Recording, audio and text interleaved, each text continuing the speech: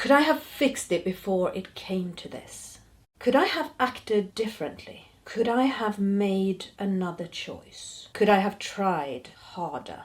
The situation has been untenable for too long. You have given too much of yourself just to keep things barely afloat. You have spoken. You have shared what you need. You have shared how you see things, and nothing's changed.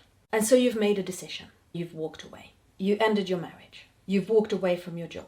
Different scenarios, but ultimately you have irrevocably altered the relationship because you felt you had no other choice. And still you lie awake at night and you ask yourself, could I have acted differently? Could I have made another choice? If I'd stayed, if I'd tried harder, if I'd done something else, could I have made it work? Could I have fixed it before it broke? Maybe you're thinking, is there a way back and a repair to be done? This is The Feminine Duality, a podcast about midlife, hormones, burnout, and how to manage all the crazy demands we have put upon us without drowning in overwhelm. I'm Tova, and I'm so happy you're here. Whether you're listening on Apple or watching on Spotify or YouTube, please make sure you follow or subscribe to the podcast, leave a rating, review, a comment, and most importantly, share your favorite episodes with your favorite people. A quick note before we get into today's episode. Today I will talk about alcoholism and losing a parent. So if those are topics that feel particularly raw for you, please take extra care of yourself as you're listening. We make choices in life, and we don't make these choices lightly. We've spent a lot of time debating with ourselves, weighing up pros and cons, and ultimately made a decision. And we know, pragmatically, practically, we know the decision is right. We know that ultimately that was the safest, sanest, kindest way to go. But we still second guess ourselves, and we still feel guilt. Why is that?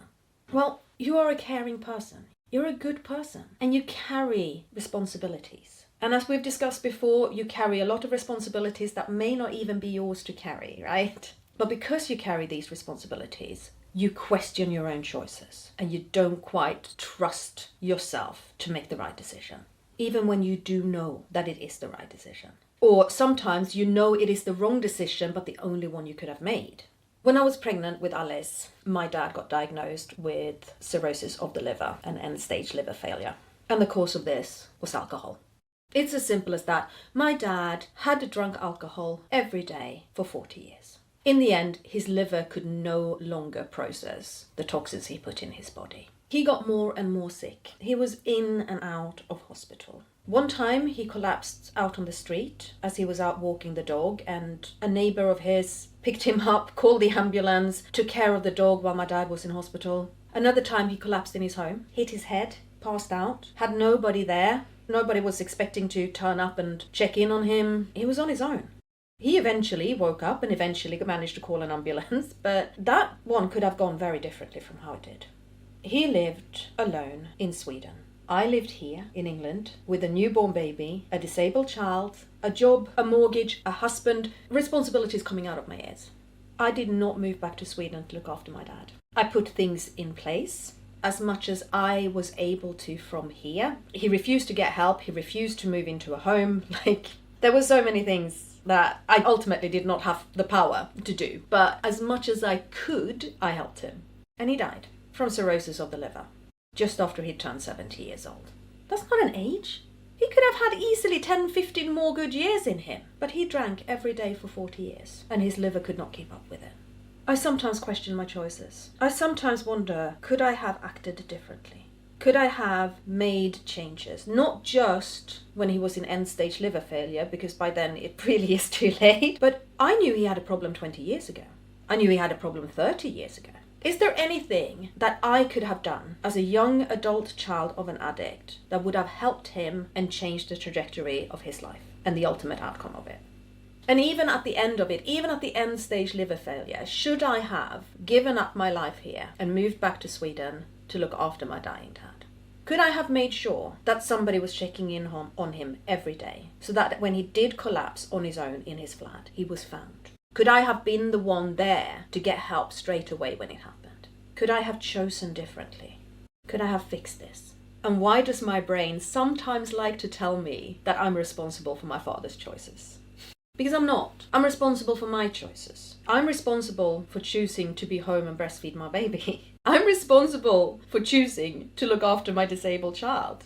I'm responsible for making sure that I can pay my mortgage and keep a roof over my family's head. That's what I'm responsible for. I am not the one who made my dad drink. I mean, I'm not saying that I wasn't an obnoxious child, but not enough to drive my parents to drink, right? And I can see now, I know now, that my dad was self-medicating.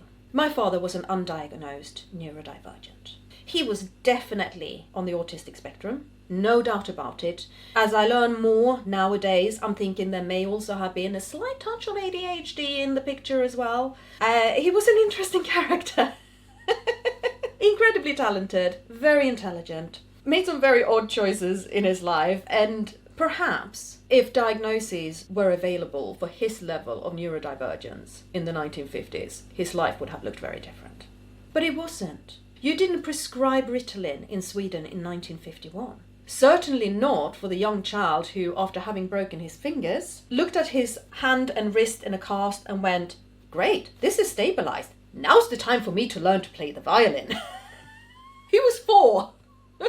He learned to play the violin. It actually worked. He not only learned to play the violin, he went on to build a violin. He also built a rebec, a hurdy-gurdy, a harp, a bagpipe, and he could play all of them. He could play all of the 60 plus instruments that he at one point owned, and he could play them well. Even at the end of his life, he could play all of these instruments fantastically. And he still composed music, and he still wrote books, but he could not see that he needed help and he should have somebody making sure that he was safe. Creative stuff, I can do that. Practical stuff, nah. My dad was self-medicating with alcohol. Of course he drank his entire adult life. How else was he supposed to navigate in a world that he did not fully understand and that most definitely did not understand him? And of course, I wish the situation could have been different. Of course, I wish that my dad was still alive today and well and able to share his beautiful gifts with his grandchildren. I look at my oldest daughter and her love of music. My dad definitely had the mentality to sit and simply play and sing for 5 hours straight.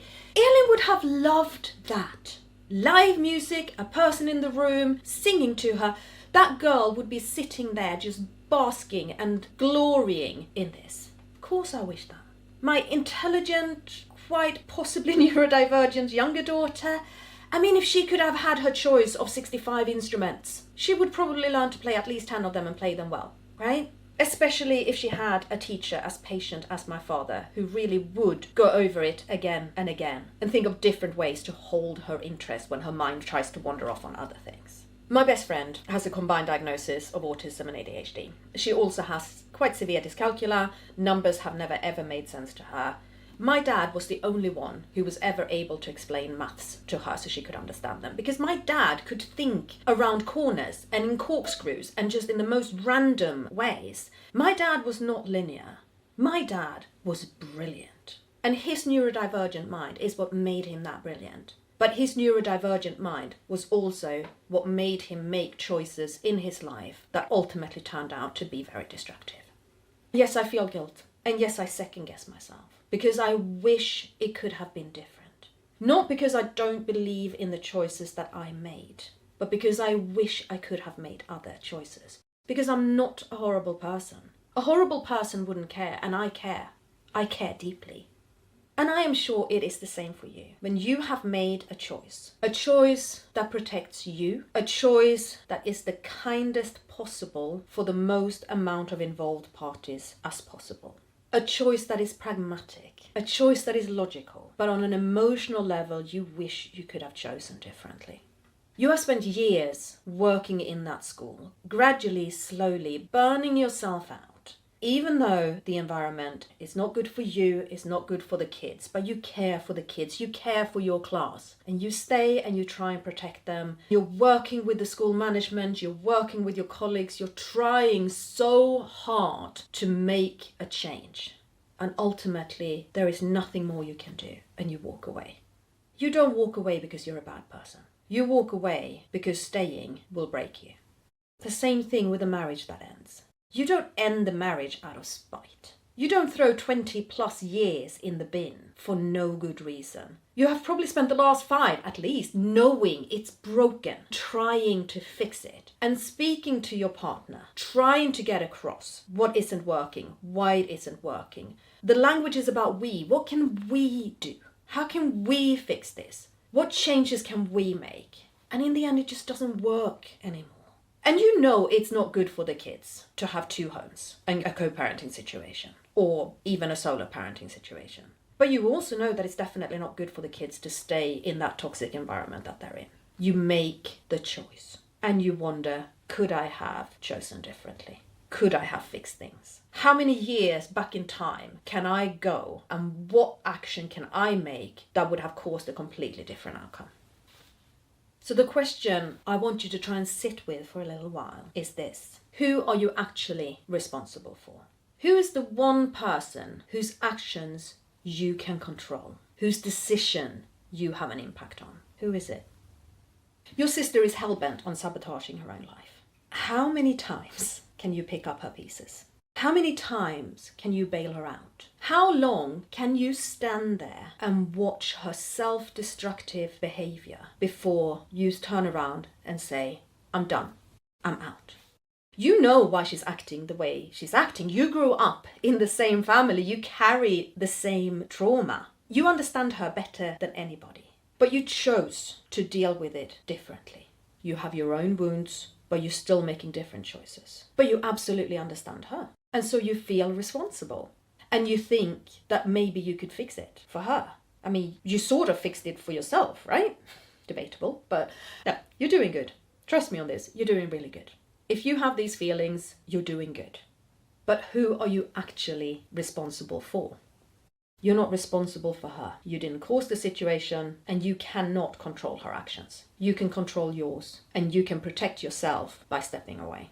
And you're not a bad person for making that choice.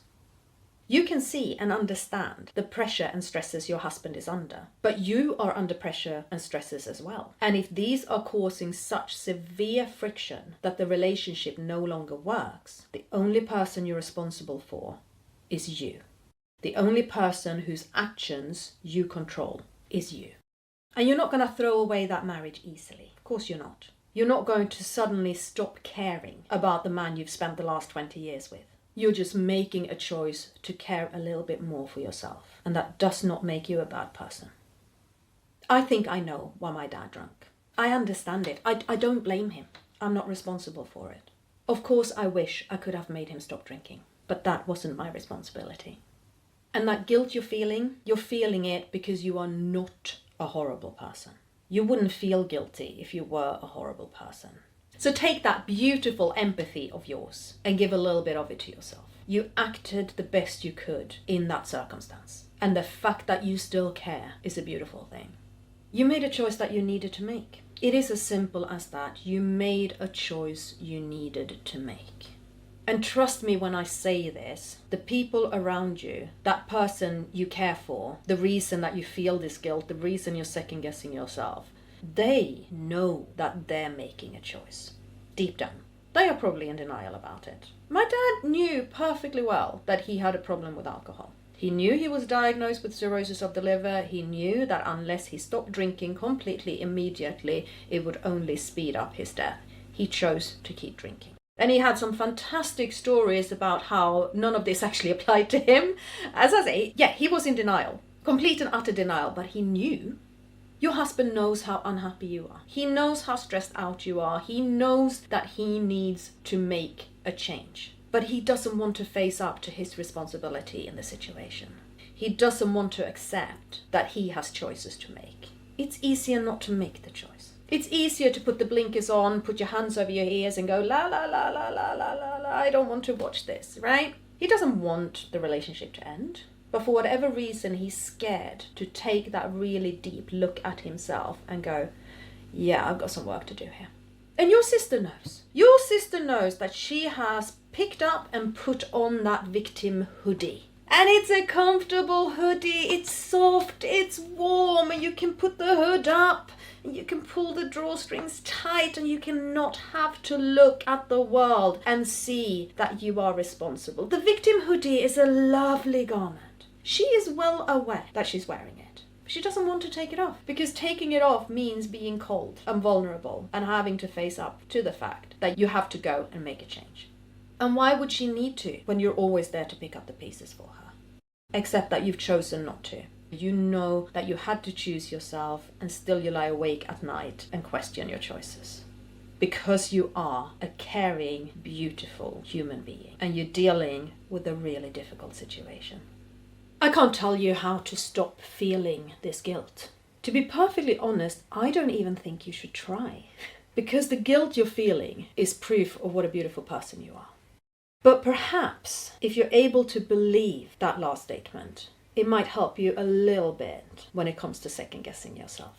As I let my father play us out on his harp, I want to thank you for being here with me today, and for every single episode that you have listened to. The Feminine Duality is a very new podcast, and I am still working so hard to make it reach as many people as possible, and this is where you can help me. On Apple Podcasts, you can leave a 5-star rating and a review by going to the show and scrolling all the way to the bottom where you have the stars and the review field. On Spotify, you can rate the podcast by clicking on the 3 dots that are at the top of the show. You can also leave comments in Spotify and on YouTube, and the more you engage with this podcast, the more it gets pushed out to other people. And obviously you can share your favorite episodes on your social media so it reaches your network, your friends. And I am so grateful for every single one of you who will do even just one of these things. And if today's episode made you think, made you feel, and you want to share it with me but in a more private setting than the comment field, my email address is tova@thefeminineduality.com.